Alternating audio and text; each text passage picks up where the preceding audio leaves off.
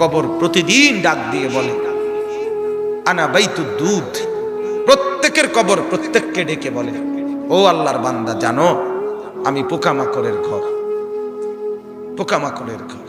তুমি তো সেই বান্দা যে একটা মশা কানের পাশ দিয়ে উড়ে গেলে তোমার ঘুম বন্ধ হয়ে যায়, চোখ মিলে যায়।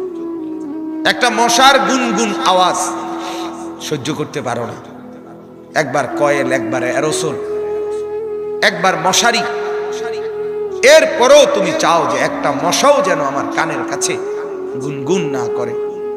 তো 5 ঘন্টার ঘুমের জন্য, 6 ঘন্টার ঘুমের জন্য বান্দা এই যত্ন নিলা, অনন্তকাল কিংবা বছরের পর বছর কবরের যে ঘুম দিবা, পড়ে থাকবা সেই ঘরে, পোকা মাকড়ের ঘর, সেই ঘরে তুমি ঘুমাইবা কেমনে, থাকবা কি?